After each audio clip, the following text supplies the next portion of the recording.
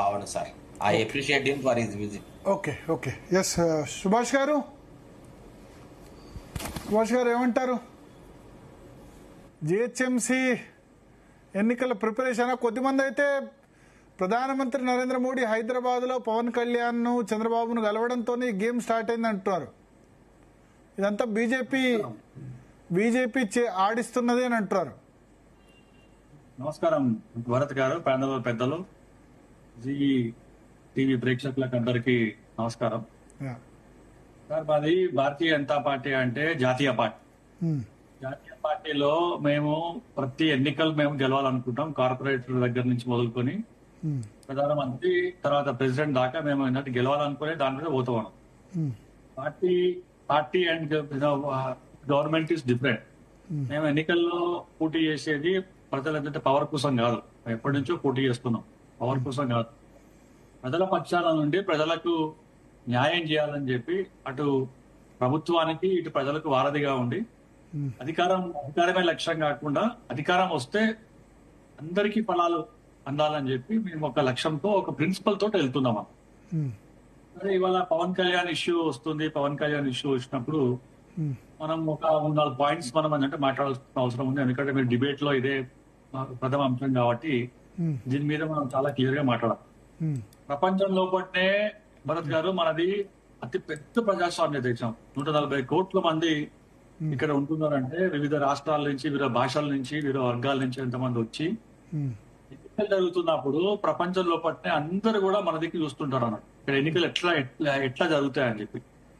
ఎన్నికలు ఇంత పెద్ద అంటే దేశంలో ఎన్నికలు జరిగేటంటే ఎన్నికల్లో అందరూ ఓటేయాలి, అందరికి ఓటు రావాలి, మీరు ఏ పార్టీకి వేసినా పర్లేదు అని చెప్పి అందరూ కూడా ప్రచారం చేస్తారు. జీటీవీ కూడా ప్రచారం చేస్తుంది. పొలిటికల్ అప్లికేషన్ కాకుండా ఓటేయాలని చెప్పి. ఓటు అనేది హక్కు మీద. దాంట్లో భాగంగా తెలంగాణ రాష్ట్రంలో ఇవాళ ఈ యొక్క కొన్ని పార్టీలు గాని, కొంతమంది వ్యక్తులు గాని ఆయన ఎందుకు వచ్చిండు, వీళ్ళు ఎందుకు వచ్చిండు, వాళ్ళు ఎందుకు వచ్చిండు అని చెప్పి మాట్లాడితే ఇది చాలా తప్పు విషయం. నేను పవన్ కళ్యాణ్ గారి విషయం మాట్లాడుతాను, అందరి విషయం మాట్లాడుతున్నాను. మనము సమాజ్వాదీ పార్టీ అది ఎక్కడో నార్త్లు ఎక్కడో ఉంటే ఇక్కడ కూడా మనం పోటీ చేస్తాం. ఇక్కడ కూడా ఏంటంటే పార్టీ టికెట్లు ఇస్తారు. కొంతమంది కూడా గెలిచిండు. బిఎస్పీ నుంచి కూడా కొంతమంది గెలిచిండు. నేషనల్ ఎన్సీపీ నుంచి కూడా గెలిచిండు. టీఎంసీ నుంచి కూడా కొంతమంది ఇక్కడ ఏంటంటే పోటీ చేస్తారు. తర్వాత చాలా మంది ఇండిపెండెంట్ గా పోటీ చేస్తారు. అంటే మనకు భారత రాజ్యాంగం మనకి ఇచ్చిన హక్కు ఏంటంటే మనం ఎక్కడైనా కూడా స్వేచ్ఛగా ఉండొచ్చు అని చెప్పి. ఏ ప్రభుత్వం వచ్చినా, ఏ పార్టీ వచ్చినా కూడా మీరు ఒకటే రాజ్యానికి, లేకుంటే ఒకటే రాష్ట్రానికి, లేకుంటే ఒకటే వర్గానికి మీరు కన్ఫైన్ కావాలని చెప్పారు. ఏ పార్టీ కూడా, ఏ పొలిటికల్ పార్టీ ప్రజాసేవ అంటారో అట్లా ఎవ్రీవన్ విల్ బి ఇంక్లూడెడ్ అన్నట్టు.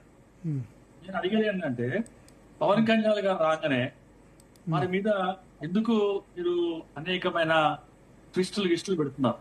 ఇప్పుడు పవన్ కళ్యాణ్ అనే సూపర్ స్టార్, పార్టీ పెట్టిండు, ఎన్నో సంవత్సరాల నుంచి పార్టీ ప్రజాసేవలో ఉంటున్నాడు. ఒకసారి గెలిచిండు, ఒకసారి ఓడిపోయిండు. మొన్న కూటమి ప్రభుత్వంలో ఏంటంటే కూటమిలో గెలిచి ఆయన అధికారంలో వచ్చింది. ఆయనే ఒక స్టార్. అది కాకుండా ఒక రాజ్యాంగబద్ధ ఏంటంటే హోదా ఉంది.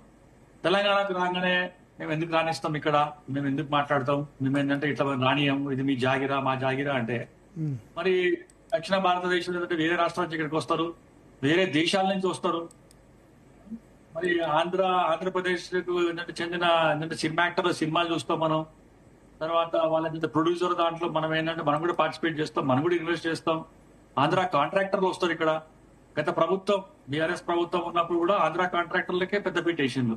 కాంగ్రెస్ ప్రభుత్వం వచ్చినప్పుడు కూడా ఆంధ్ర వాళ్ళకే ఏంటంటే పెద్దపీట వేస్తున్నారు. అప్పుడు లేని ఏంటంటే ఇది డిఫరెన్స్ ఇవాళ ఎందుకు? ఇంకొక ఎగ్జాంపుల్ చెప్తా సార్. ఇవాళ టీవీ డిబేట్ లో, చాలా డిబేట్ లో, నేషనల్ డిబేట్ లో కూడా ఇదే తీసుకున్నారు. కాంగ్రెస్ ప్రభుత్వం డొనాల్డ్ ట్రంప్ ఎవెన్యూ అని చెప్పి 23 తారీఖు నాడు ఇనాగ్రేట్ చేస్తుంది. చూడండి సార్, మీరు డబుల్ స్టాండర్డ్స్ ఎట్లుంటాయంటే ఒక దిక్కేమో రాహుల్ గాంధీ ఏమంటారంటే నరేంద్ర మోదీ గారు డొనాల్డ్ ట్రంప్ మీద, యునైటెడ్ స్టేట్స్ మీద మొత్తం సరెండర్ అని చెప్పి ఇదే రాహుల్ గాంధీ గారు ఒక సంవత్సరం నుంచి జైబ్ పెడుతున్నాడు. అంటే ఇదే పెడుతున్నాడు, ఇప్పుడే ఇష్యూ పెడుతున్నాడు. ఆయనే ప్రపంచంలో ప్రపంచం అంతా ఆయనకు అగేన్స్ట్ ఉంది. మోదీ గారి డిప్లొమాటిక్ రిలేషన్స్ వల్ల మనకు కాస్తో గీస్తో పెట్రోల్ గానీ, ఆయిల్ గానీ మనకు ఇక్కడ రావడం జరుగుతున్నారు. ఆయన పేరు మీద ఒక దిక్కు కాంగ్రెస్ పార్టీ ఏమో ఏంటంటే మోదీ గారు ఏంటంటే సరెండర్ చేస్తారంటారు. మళ్ళా యుఎస్ అంటే యుఎస్ నుంచి డొనాల్డ్ ట్రంప్ ఏంటంటే ఇంప్రెస్ చేయడానికి డొనాల్డ్ ట్రంప్ అవెన్యూ అని పెడతారు. ఆయన పేరు మీద పేరు పెట్టడానికి ఏం లేదు కానీ దేశాన్ని మొత్తం ఏంటంటే రాహుల్ గాంధీ కాంగ్రెస్ పార్టీ ఏంటంటే వ్యతిరేకించి ఏంటంటే మోదీ గారు సరెండర్ అయ్యండు, మోదీ అంటే సరెండర్ నరేందర్ అని చెప్పిన దిండి ఆయన ఇవాళ మొత్తం ఏంటంటే రెడ్ కార్పెట్ చేస్తుంది. ఎందుకంటే ఇన్వెస్ట్మెంట్ కావాలని చెప్పి.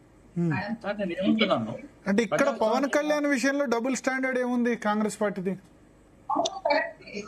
మేమే ఇక్కడ ఏంటంటే పెట్టనీయం, మేము ఇక్కడ రానియం, మేము ఇట్లా చేస్తాం అట్లా చేస్తాం అంటే మీరు ఏంటంటే కెలికిలు కాబట్టి కొన్ని పార్టీలు ఏంటంటే కెలికిలు కాబట్టి ఆయన ఎందుకు రావద్దు అంటారు. ఎందుకు రావద్దు అంటారు పార్టీలు. ఇప్పుడు వేరే పార్టీలు ఇక్కడ పెట్టుకోవచ్చు, జస్ట్ మాట్లాడవచ్చు. మాది కూటమే ప్రభుత్వం సార్, ఎన్డీఏ పార్ట్నర్. ఇప్పుడు మీరు ఏంటంటే ఒక మాట అన్నారు, మోదీ గారు వచ్చినప్పుడు పవన్ కళ్యాణ్ ఇంటికి పోయిండు, చంద్రబాబు అంటే 100% పోతాం. ఎందుకు బరాబర్ పోతాం మేము. కానీ మాది ఏంటంటే రాజకీయ పార్టీ సార్, మాది ఏంటంటే వాలంటరీ సార్, అంటే ఆర్గనైజేషన్ కాదు. మోదీ గారు పవన్ కళ్యాణ్ గారి ఇంటికి పోయిళ్ళు, చంద్రబాబు గారి ఇంటికి పోయిళ్ళు అంటే అదొక స్ట్రాటజీ. జిహెచ్ఎంసీ ఎలక్షన్స్ వస్తుంది, మేము 3 ఏంటంటే కార్పొరేషన్స్ గెలవాలనుకుంటున్నాం, మేము గెలుస్తాం. దానికి మీకేమైనా ఏంటంటే నెరేటివ్, వేరే పార్టీలకు నెరేటివ్ ఉంటే అదే పెట్టండి. But as far as we are concerned, Telangana Congress అంటే Bharatiya Janata party is concerned, మా రాష్ట్ర అధ్యక్షుడు రామచంద్రరావు గారు కానీ కిషన్ రెడ్డి గారు కానీ చాలా క్లియర్ గా ఏం చెప్పిందంటే మేము ఒంటరిగా పోటీ చేస్తాం, 100% మేము ఒంటరిగా పోటీ చేస్తామండి. సో జనసేనతో పొత్తు లేదు సార్, మేము ఒంటరిగా పోటీ చేసి ఒంటరిగా రావాలంటే. అంటే అసెంబ్లీలో పొత్తు ఉంది కదా, అందుకని అడుగుతున్నా సార్. అసెంబ్లీలో పోటీ ఆ రోజు ఇప్పుడు మనం as on today saying that we want to go independent. ఎందుకంటే మన దగ్గర చాలా మంది నాయకులు ఉన్నారు సార్, కార్యకర్తలు నాయకులైనారు.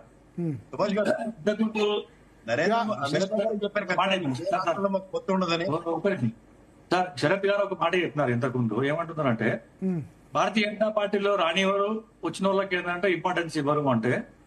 మొన్న ఒక 2 weeks బ్యాక్ రైతు భరోసా, భారతీయ జనతా పార్టీ భరోసా అనేది మేము పెద్ద 4 రోజులు మేము రైతుల దగ్గరకు పోయినాం, మేము కళ్ళాల దగ్గరకు పోయినాం, రైతుల దగ్గరకు పోయినాం, కొనుగోలు కేంద్రాల దగ్గరకు పోయినాం. ఆ ఒక్క బస్సులో ఎంపీలు, ఎమ్మెల్యేలు, అలా ఈటల రాజేందర్ గారు ఉన్నారు, పుట్ట విశ్వేశ్వరరెడ్డి గారు ఉన్నారు, రఘునందన్ రావు గారు ఉన్నారు, అందరు వేరే పార్టీల నుంచి వచ్చినారు.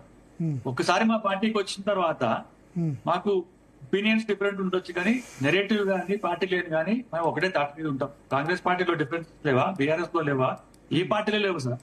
అసలు ఈ పవన్ కళ్యాణ్ ఇష్యూ ఎందుకు వచ్చింది అనుకుంటున్నారు మీరు? పవన్ కళ్యాణ్ అంటే ఇప్పుడు సార్, ఇప్పుడు ఆయన ప్రొఫెసర్ నాగేశ్వర్ గారి ఇష్యూ నుంచి పవన్ కళ్యాణ్ తెలంగాణ ఇష్యూ అయిపోయింది ఇప్పుడు.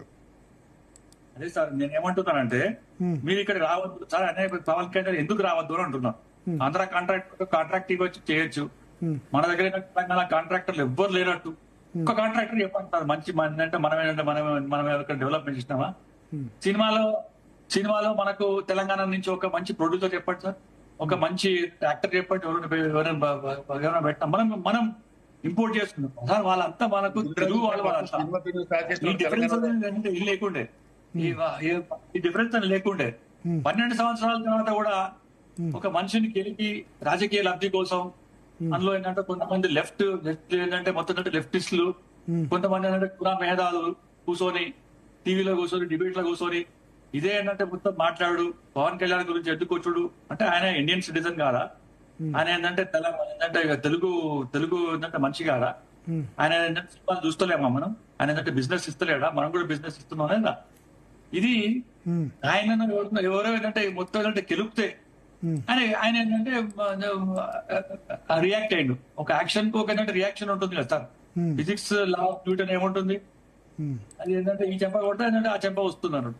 ఈ మనం ఏంటంటే చప్పట్లు కొడితే వస్తుంది, అంతేగాని భారతీయ జనతా పార్టీ. మొత్తం ఇప్పుడు పవన్ కళ్యాణ్ యాక్షన్స్ వెనుక భారతీయ జనతా పార్టీకి ఎటువంటి సంబంధం లేదు సార్. సంబంధం లేదంటే మేమంటే కూటమి సార్, కూటమి ఆంధ్రప్రదేశ్ లో కూటమి ఉన్నాడు, రాజ్యసభ మెంబరు. తర్వాత ఏంటంటే మన ఏంటంటే సెంట్రల్ గవర్నమెంట్ లో కూడా ఉన్నాడు, స్టేట్ గవర్నమెంట్ లో ఉన్నాడు. మేము ఏంటంటే కూటమి వాళ్ళకి ఏంటంటే మేము 100% వాళ్ళకి సపోర్ట్ చేస్తాం. వారు ఏంటంటే మాకు సంబంధించిన వాళ్ళు కదా, మేము ఏంటంటే NDA partner. How can be differentiate on that? కానీ తెలంగాణకు రావద్దు, ఇక్కడ చేయొద్దు, ఇక్కడ ఏం మాట్లాడొద్దు అంటే అది చాలా తప్పదు, చాలా తప్పదు. మనం తిరుపతి పోతలేమా, మనం విశాఖపట్నం, మనం హిమాచలం పోతలేమా, ఇక్కడ పోతలేమా? అంటే అట్ ద సేమ్ టైం ఏమంటావా అంటే ఎవరైనా కూడా రాజకీయ నాయకులు ఇంతకుముందు ఒక ఆయన చెప్పినారంటే ఎమోషనల్స్ ఉండొద్దు అని చెప్పి ఆ ఎమోషన్స్ ఏమన్నా ఏంటంటే పొరపాటు మాట్లాడదు which will should not have the sentiments of people. Okay. Yes Sridhar Reddy garu, Kathi Venkataswamy గారు కూడా జాయిన్ అయ్యారు కాంగ్రెస్ పార్టీ నుంచి. శ్రీధర్ రెడ్డి గారు, బీఆర్ఎస్ స్టాండ్ ఏంది పవన్ కళ్యాణ్ దాని విషయంలో? ఎక్కువగా రియాక్ట్ అయింది పవన్ కళ్యాణ్ దాని గురించి. సరే, కాంగ్రెస్ మొదలు సభ రద్దు చేసినా ఎక్కువ రియాక్ట్ అయింది బీఆర్ఎస్ సోషల్ మీడియానే ఆ రోజు పవన్ కళ్యాణ్ ప్రెస్ మీట్ పెట్టిన తర్వాత. పవన్ కళ్యాణ్ మీద పెద్దగా రెస్పాండ్ అయ్యి ఏదో హడావుడి చేయాలని మాకేం లేదు. నెంబర్ 1, ఆయన ఈ జాగీరు బీగీరు అని ఇట్లాంటి మాటలు మాట్లాడినందుకు అవును మీరు చెప్పింది కరెక్టే. తెలంగాణ జాగీర్ అని చెప్పి మా తెలంగాణలో జాగీరే, ఆలకొండ తెలంగాణ ప్రజల